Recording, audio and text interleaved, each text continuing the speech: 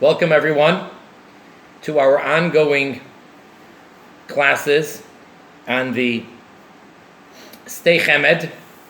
This is class number 6 in this series of the Sheva Mitzvahs B'nai Noach, the 7 universal Noachite commandments. And we are currently studying the S'dei Chemed, as we've discussed in the introductory classes. We are currently in volume 8 of the regular standard S'dei Chemed, and page would be 3216, top right. The beginning of the paragraph, the second line on the top right column.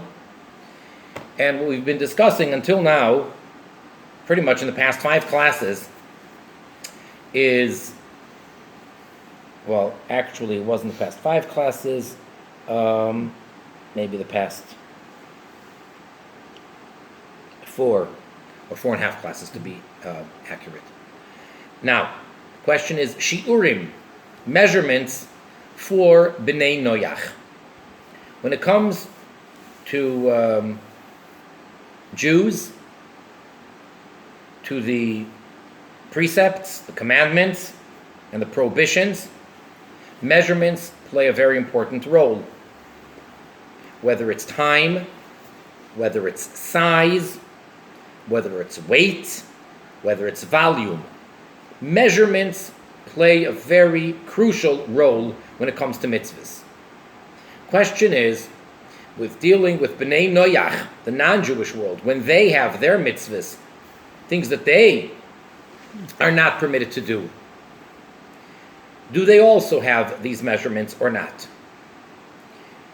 And we pretty much started off quoting the Rambam Maimonides in the laws of Karban Pesach, the Paschal offering, where he mentions the prohibition of a Jew feeding a non-Jew from the Paschal offering meat. It's forbidden for a non-Jew to eat it. And he mentions over there kezayis. Kezayis is very well known in Jewish law as the minimal measurement pretty much for eating. In order for a Jew to fulfill his obligation of eating something, whether it's the meat of the Paschal offering, or the matzah, or whatever a Jew is supposed to eat when he's supposed to eat, so the minimum requirement is a volume called a kezayis, which is roughly close to an ounce.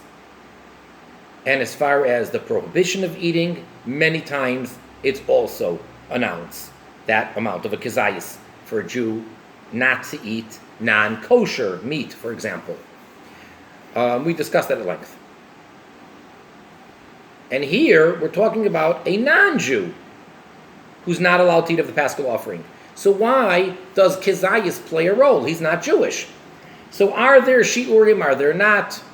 And we brought down many opinions, and we went back and forth. And right at the beginning, we brought down a commentary on the Rambam, on Maimonides, the Tzlach. And now we're going to get back to what the Tzlach said. So, without any further review or introductions, let's go straight to it. Visham bivris Yaakov b'soif simen chaf daf lamed gimel omed beis b'dibra maschil uma kosav. And referring back to one of the many sources that we brought down previously, and he gives us the exact reference where to find it, he wrote as follows: Sharava shoyel, that the rabbi who asked this question of another great rabbi, Hiksha al divrei hatzlach, he questioned the statement of the tzlach. Dilidvarav, that according to the tzlach, lama kasav harambam hamaychil kezayis v'cholu. Why did the Rambam write that if a Jew feeds a non-Jew a kezayis of this meat, he then has transgressed?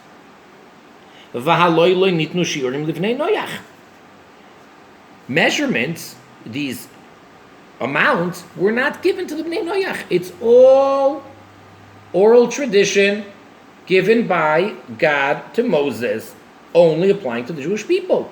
So why then does the Rambam even mention kezayis? It should be that if the Jew gave the non-Jew even a sliver of meat of the Paschal offering, it would still be the same prohibition. Ve'shivoy, and he responded to him, shloi dikdek b'lashain harambam, that he was not careful enough and particular in the language of the Rambam. Parenthetically, as much as in Jewish literature and in rabbinic literature, I should say, we're very precise, and every nuance and every expression is articulated carefully. However, when it comes to the Rambam, traditionally, everyone treats it on a completely different level. The Rambam's wording, his choice of words, which words he does use, which words he doesn't use, how he says something, the order of how he says it, were so exact and so particular. We learn so many things.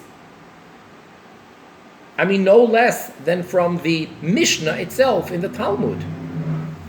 So now he's answering that you were not meticulous enough in the reading in the Rambam. Shekasav, that what did the Rambam write that you quote? Hamaychil kezayis min ha-pesach lemumar lo'ovid gilulim oy leger toishav oy lesachir.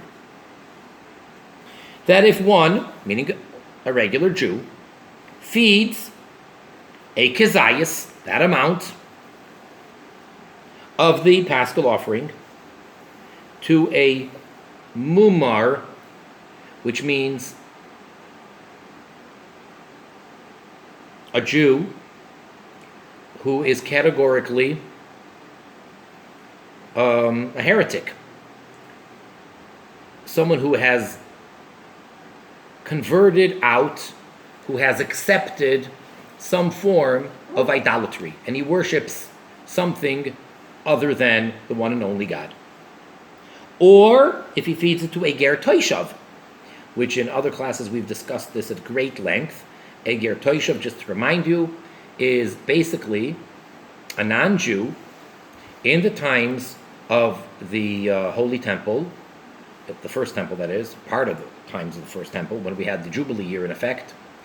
It is a non-Jew that lives in the land of Israel and formally and officially accepts upon himself to keep the 7 Noachide commandments. And that person has rights that a regular non-Jew does not have, and he is, in a way, somewhat part of the Jewish community. Obviously not totally, and he isn't Jewish, but he is not your regular non-Jew. And for that reason, we have a number of verses, when it comes to a number of commandments, which have to specifically either include or exclude him, because otherwise it wouldn't be a given, because he's not your regular non-Jew. Or to a sachir. A sachir is a hired worker, a non-Jew that works for a Jew. So, the Rambam listed 3 categories of people. The mumar for avodah zara, the ger toishav, the sachir, the hired worker. If a Jew fed a kezayis of the Paschal offering meat to any one of those, continues the Rambam and says, Harei ze oiver b'lo yisaseh, so this person has transgressed a negative commandment, one of the 365 prohibitions, the biblical prohibition. All right, those are the words of the Rambam. And now, this commentary is explaining, In kain If so, Kolal HaRambam, the Rambam has included Mumar La'avodas Gilulim, Shu Yisrael Mumar La'avodas Gilulim. Lachein Boi Kezayis Tafka. The Rambam, in his list of people that if one has fed them this meat, he has transgressed, the first of the three is someone who was born Jewish and he has unfortunately become an idolater and he's not allowed to eat from the Paschal offering. But the person is still, in essence, a Jew. We know once a person is born a Jew, he can never stop being a Jew. He can denounce his Judaism. He can convert to every other religion in the world and then some. But at the end of the day, someone who's born Jewish from a Jewish mother or converted to Judaism properly by Jewish law, that person is a Jew forever, in most cases. So the Rambam is talking about a Jew as well. That's the first of the three people that he's talking about. Lachein, therefore, boi kezayis tafka. That's why the Rambam says you need a kezayis specifically. Because for a Jew, there are shiurim, there are measurements. And in order to have transgressed by feeding this meat to this individual, because that person is a mumar, or probably according to the more accurate, tampered with, uncensored versions in the Rambam, probably should say mishumad, but it's the same idea. It has to be a kezayis. It has to be that measurement, because the fellow you're feeding it to is a Jew. The achar kach, and afterwards, mefaresh Rambam, the Rambam explains uvenechar ha'amur b'Torah, that when the verse in the Torah, in the Bible, states that a ben nechar, a foreigner, an outsider, shall not participate and eat from this Paschal offering. So the Rambam explains, what does a ben nechar mean? Zeu ha'ived keil nechar. This is one who serves, who worships a foreign god. Ve'in machilin mimenu la'akum, and one is not allowed to feed of this meat of the Paschal offering to a akum, which, again, as we've discussed many times, because of the censorship, it got all messed up, and the question is, really, does it say akum here, or did it really say goy or nachri? So we're going to say akum, which stands for one who worships stars and constellations. But it's really, in its original term, it probably should just say a non-Jew. Afilu ger toishav v'sachir. Even a ger toishav and a sachir. A ger toishav categorically doesn't worship avodah zarah. So if you call a ger toishav an akum, that's because you're just using the term very loosely, the way that it's used nowadays because of the censorship. But literally, of course, a ger toishav is not an akum. So you're not allowed to feed of this meat to a non-Jew, even, the Rambam continues, to a ger toishav and a sachir. Shenemar, for it states, toishav v'sachir lo yoichal boy. It says very clearly, regarding the Paschal offering, it says a toishav, a resident, which means a ger toishav, and a sachir, hired worker, which means a non-Jew who is working for the Jew, shall not eat from it. V'hacha loikasav harambam kezayis ad kan l'shoinoi. And at this point, the Rambam didn't mention the kezayis again. In other words, you have to be careful in how you read the Rambam. And according to this explanation, he's claiming it's quite simple. The Rambam starts off saying that if one feeds a kezayis, he is transgressing. And who am I talking about? A mumar la'avodah zarah, which is a Jew. And that's up to where the kezayis goes. Now, the next two people that he's going to use as an example, that he's going to spell out, yes, it's a transgression, it's forbidden for the Jew to feed it to them. But now you have to drop the kazayis part. The kazayis was only applicable to the first one. So that would be ger taishav and sachir. Any amount would be forbidden. The Rambam didn't mean to say, according to this opinion, that a kazayis is forbidden for the ger taishav or the sachir. All right, up to here is the words of this Bris Yaakov. Now, the S'dei Chemed that we're studying, the one who's compiling all of this, he continues and says, Uvaniyusi eini mevin divrei katshoy. And in my humility, literally means in my impoverished mind, in my humble understanding, I don't understand his holy words. Why? The lididei chazi, for we clearly see the mashakos of a Rambam achar kach, that which the Rambam wrote later afterwards, uven nechar homer b'Torah, that he quotes the verse and he says when the Torah says a ben nechar, that outsider should not eat from it. Zeu ha'oived kel nechar. This is one who worships other gods.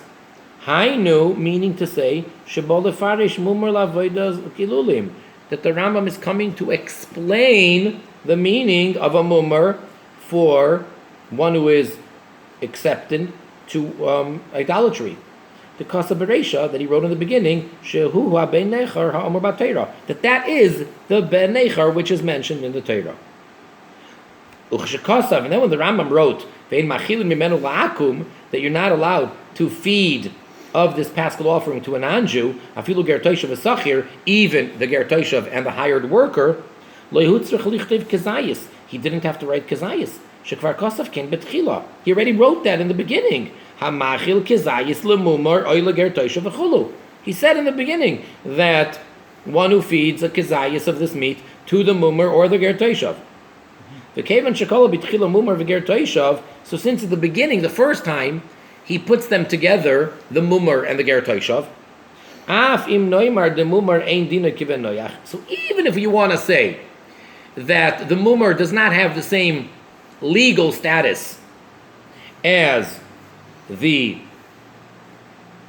non-Jew, the ben noyach, mishum sha'af shechato yisrael mikrei, because as the Talmud states, that a Jew, even though he has sinned, and that even includes very, very severe sins, such as officially and formally becoming an idolater, he is still a Jew.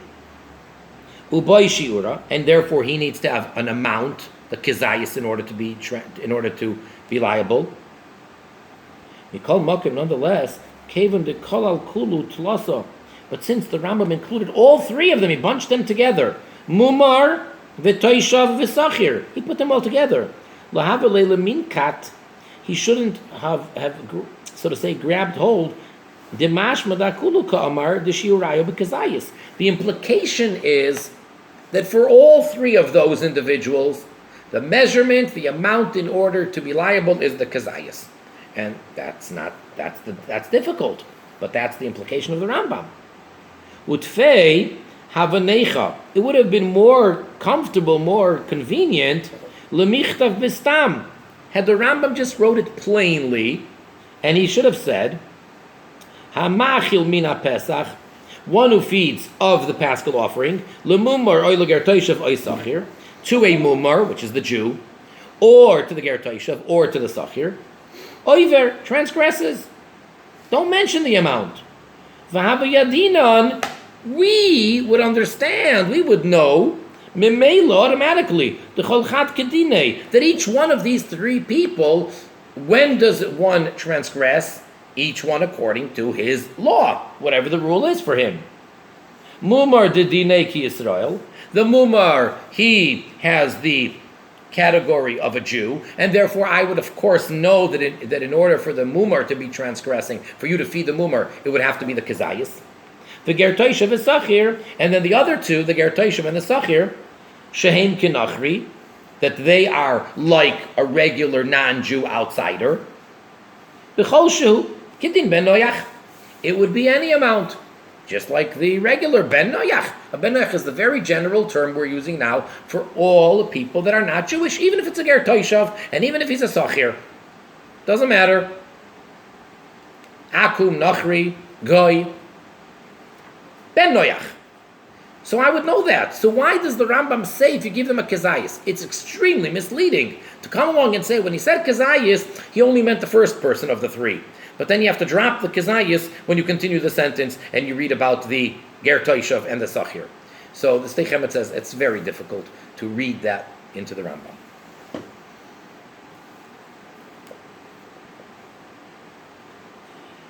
Oid Ra'isi, we're in the middle of the column, next paragraph. Oid Ra'isi Sham, B'Seif HaSiman B'Dibra Maschil Omnam.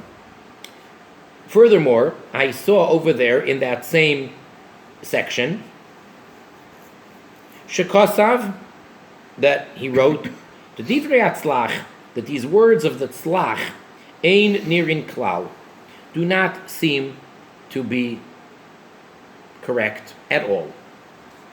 Dilidvarav, because according to the Tzlach, Harambam v'Hilchos Melachim, the Rambam in the Laws of Kings, that's the primary place where he really speaks about the 7 Noachide commandments, as we know. The Chashiv Kol HaMitzvos Shenitztavu B'nei Noach, Sheva Mitzvos, Shenerag Alehem. There, the Rambam lists all of the commandments that the Bnei Noach are commanded, and they are 7. And for each one of those 7, he is killed. It is a capital offense for if he transgresses. The Isur HaKavas Ilan, and also, he says over there, the prohibition of a certain way of grafting trees. The Kilei Behema, and crossbreeding animals. The Isur Shvisa, and the prohibition of keeping a day like a Sabbath, keeping a Shabbos, the Isur Esek B'Torah, and the prohibition of being involved in Torah study. Shechayiv Misa, that it is also a capital offense. Ve'enoi Neherag, but he's not actually put to death for those. So the 7 are a capital offense, and the court would put him to death if we had the ability and the power to do it. Then these others are called chiyuv misa, just to show you the severity. It is a capital offense, but they're not one of the 7, and therefore we wouldn't actually kill him. So he lists these mitzvahs. So if that's the case, the Rambam very clearly, in the Laws of Kings, where he's speaking about the 7 mitzvahs, he lists all 7 and then some. But he shows us the difference between those additional ones that are not part of the 7. So if that's the case, the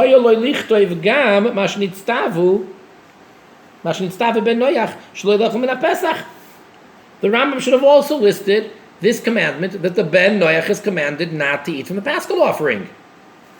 The verse says so, Kol Ben Nechar Lo Yoichal Boy. So why doesn't the Rambam list it there amongst these other additional commandments, such as crossbreeding and whatever? Why doesn't he mention the prohibition against eating from the Paschal offering? V'oid hara'a shedarkei leilach b'darkei harambam. And furthermore,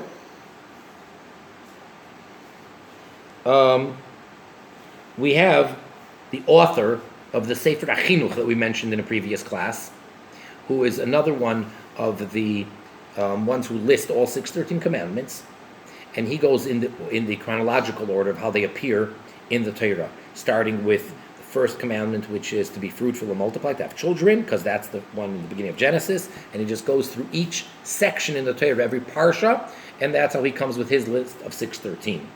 And that is called the Sefer HaChinuch. So the author of the Sefer HaChinuch, who generally speaking, he follows in the path of the Rambam, Kosav Behedya, he wrote explicitly, B'Sefer HaChinuch, Parshas Boy, in his book called the Sefer HaChinuch, in the Torah section of Boy, which is in Exodus, like around chapter 12, where the actual Exodus from Egypt does take place. It's the third Torah portion of Shmois, of Exodus. B'mitzvahs kol ben nechar, in the mitzvah of, in this prohibition of every foreigner being forbidden to eat from it, uv'mitzvahs toishav v'sachir, and in the mitzvah of the ger toishav and the hired worker, mitzvah sheloi lahachil hamumar v'ho'akum toishav v'sachir min ha'pesach. So he writes, it is a mitzvah, commandment, not to feed the mumar, which would be the Jew that has become an idolater, the non-Jew, the toishav, the resident, and the sachir, the hired worker, from the paschal offering. The kosav, and he writes, ein loikin al zeh mishum she'ein boi maiseh. Now, generally speaking, for many of the negative commandments, the punishment for the Jew is 39 lashes. All right? I mean, in the verse it actually says 40, but we have a tradition, part of the oral tradition is that it's 39, not 40. And that's for many of the mitzvahs lo yisaseh. If someone has transgressed a negative commandment, for many of them, the punishment is lashes. But there are many exceptions. The Sefer HaChinuch says this is one of them. If the Jew feeds of the paschal offering to someone that he's not allowed to feed it to, because they're not allowed to eat from it, he has transgressed, he does not get the lashes. Why? Technically, she'ein boi maiseh, because there's no action involved.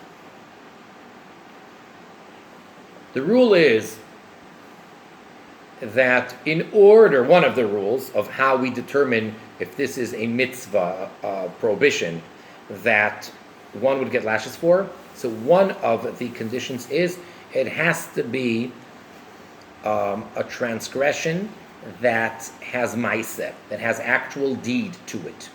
But if the only way the person transgresses, for example, is by thought or even by speech, in this case speech is not equivalent to deed, so then no lashes. Okay. Now, in the parentheses, the shakil v'tari ktsas, but then he has a little bit of a give and take of a discussion, because what do you mean feeding it to these people is something, is a prohibition which has no act? It could be that it does have an act. It can be done in a way of being active. How's that? That he actually physically pushes it in. He stuffs it into his mouth. Not that he puts it down in front of him. Then you're right. Then that's not called literally the act of feeding.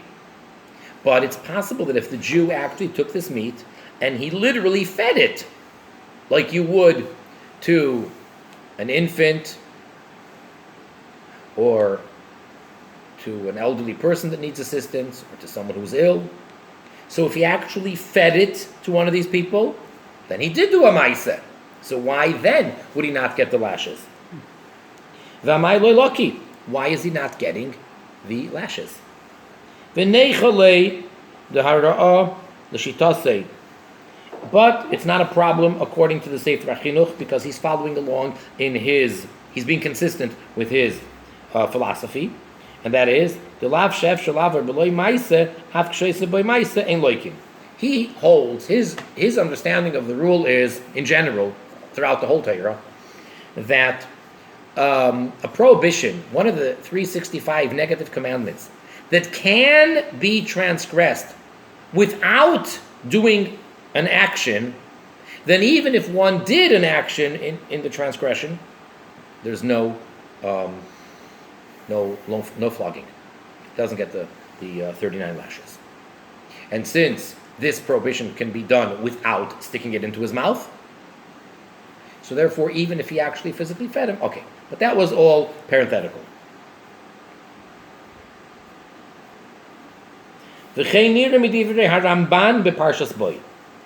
Likewise, it also seems this way from the words of the Ramban Nachmanides in his explanation in the same section in the Torah, Parshas Boi, in Exodus. Kol ben nechar lo yechal boi, that every foreigner shall not eat from it. Hevi amechilta, he brought down a Talmudic statement. Ben shenisnachru maisav laviv shebashamayim. What does it mean when the verse says any ben nechar? It could have said nachri, which would mean a foreigner, an outsider, a non-Jew. Ben nechar literally means a son of, but it's the term we use for a member of. It's used quite often.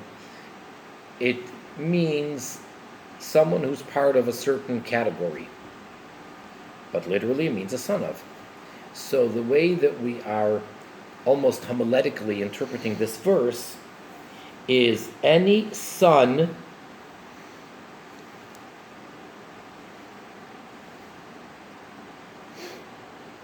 whose deeds, whose behavior has become foreign to his Father in heaven.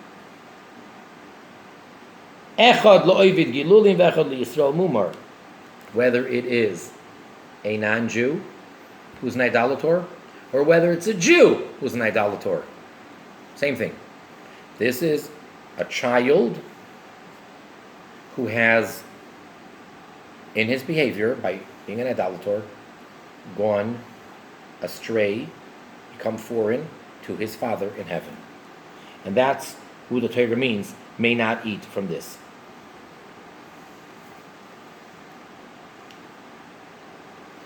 V'chosav Ramban, and then the Ramban says, V'chosav lo hitzrich elo liYisrael, that the verse is only necessary for the Jew. Im kein mevur behedyud azharas kol benechar lo yechal boy lo yikoi al akum gufei. According to the Ramban, this verse of kol ben nechar, that any foreigner shall not eat from it, is indeed not referring to the non-Jew. It is referring to the Jew that is a mumar, that is an idolater, that has denounced his Judaism or that worships idolatry. That's what the Ramban says the verse is talking about.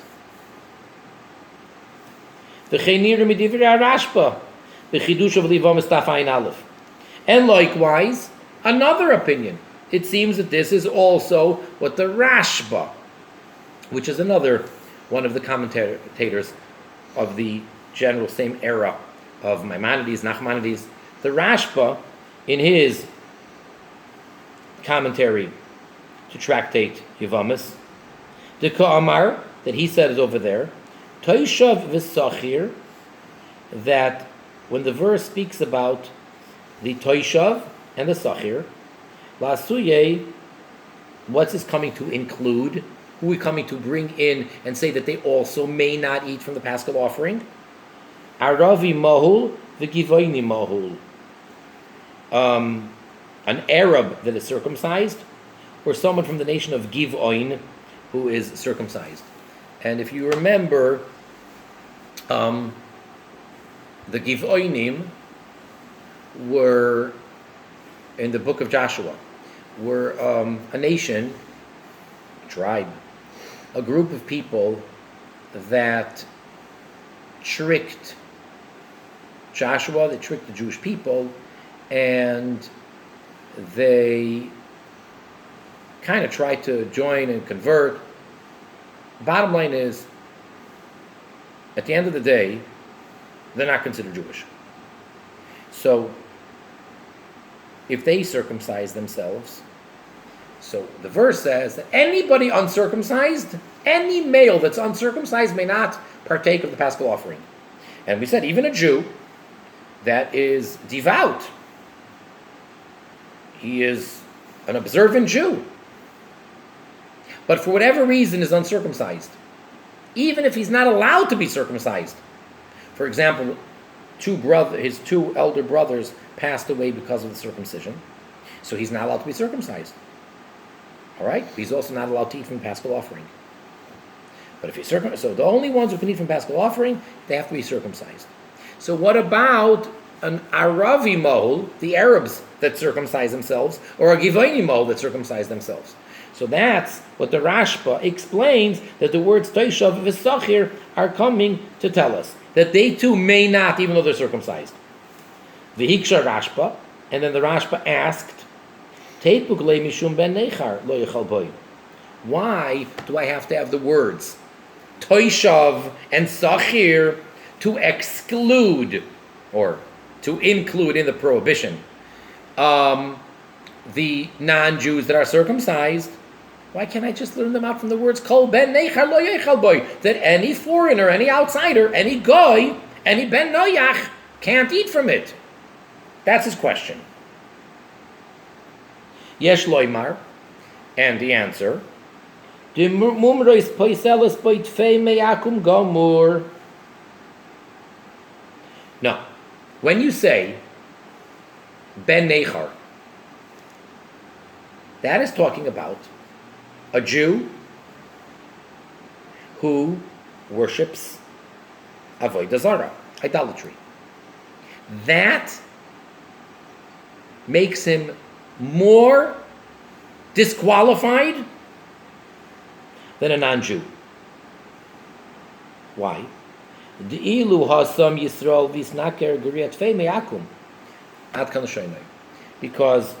someone who started off as a Jew and then, by choice, became an idolater, that's worse than a non-Jew. So that's how the Rashba learns it.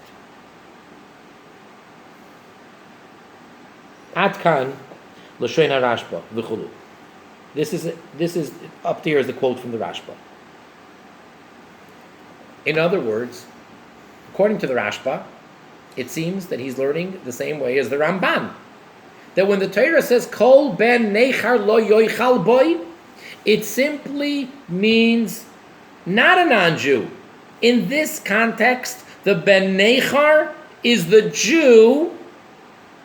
Okay, even though the Mechilta said it's an akum or a Jew, but it's the Jew that has become an idolater. That's what the verse is stating. That is the prohibition. That is the negative commandment of him eating from the Paschal offering. Now, how do I know that a non-Jew can't eat it?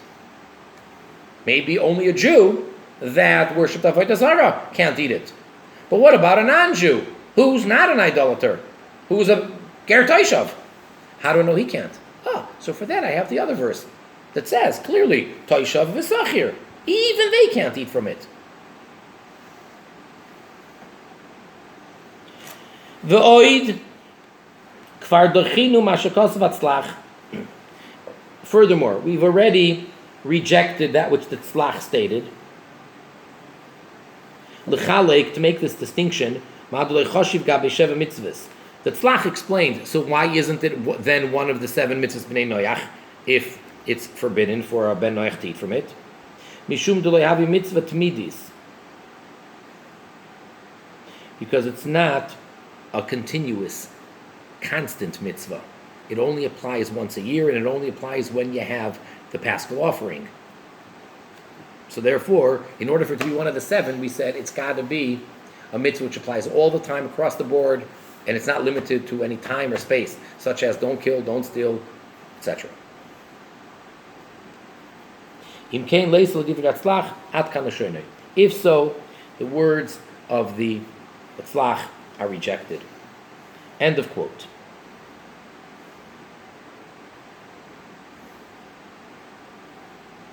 And now, to conclude, let's just read the last 3 lines of this section. Ubeikar klolin imnem rushirin ibnei noyach. Now, again, the topic that we've been discussing all along here, whether measurements, shiurim, were given to bnei noyach or not. Ayin, take a look, b'may deshakil v'tari, in that which has been discussing back and forth, Yedidi, Hagoyna Bezdin, Kilas, Volutishski, Ishmet Rabbi Chaskem, V'kuntreiso, Shevesi, B'marechas Abeis, Oistalut Ayin Shom, B'sifkat Miyutes, V'hala.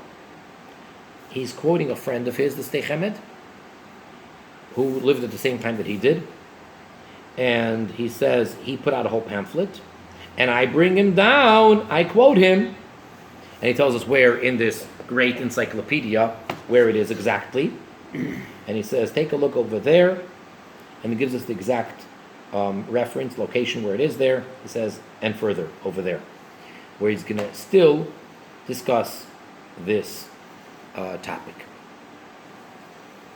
So, just to conclude, and to sort of sum up at this point, without even going to this last reference that the S'dei Chemed is sending us to in his own book, it seems to be that at the end of this very exhaustive discussion, for the most part, most hold that since shiurim, measurements, were not given to Bnei Noach, therefore there aren't any exceptions, and if a Ben Noach were to eat any amount of something which is forbidden to him, be it a paschal offering or, of course, aver min hachai, a part of a animal that was removed from the animal with the animal still living, which is one of the seven,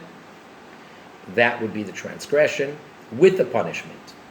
And as for the Jew, he has the kezayis, and that's pretty much where we're at. So this would be another example of where the Torah is being stricter with a non-Jew, because there's no measurements, and we don't, whether or not the kezayis has an explanation why a kezayis is that the minimal amount that would make a person feel somewhat full or at least not hungry. It doesn't interest us, and we discussed that less than a kezayis is maybe just called tasting, it's not really called eating.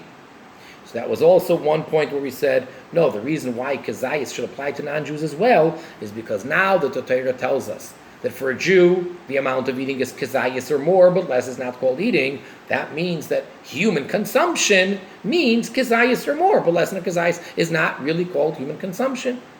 No, we're not going with that either. We're basically saying that for the Jew, it's a kezayis because this is what God told Moses at Sinai, and it applies only to the Jew. So we are up to, within this section of Goy, we are up to the Gimel, and now it's going to be a new topic, which also is going to be quite lengthy. And the topic is going to be something which is very much dealt with in Jewish law, in the Jewish code of law, and it's called bitul. If something is nullified within a majority, or if the ratio is a certain amount, for example, if some kosher food gets mixed into non-kosher food, or vice versa, and all of that. So what do we do with Bnei Noach? If a little piece of aver min hachai, a forbidden meat for Ben Noach, got mixed into regular meat that he is allowed to eat, so how does it work? For a Jew, there's very, very specific detailed laws. If a drop of milk fell into a pot of meat, milk and meat is forbidden for the Jew to have together. So we have to know the ratio. So the question is going to be, how does that apply, if at all, to the non-Jews? That brings us up to the bottom of the right-hand column on page 3216. So until next time, wishing all much success in studying, promoting, and most importantly, of course, keeping all of the Sheva Mitzvahs B'nai Noach, and all of their offshoots and branches, and obviously making this world the world that it's meant to be and that it was created for, and that is, of course, the perfect world of Mashiach. And with everything that's going on now, it seems very clear that we are not only heading in that direction, but we are actually getting there full speed ahead. It couldn't be a moment too soon. So may it actually materialize, and we should have the complete and total revelation of Mashiach now. Thank you.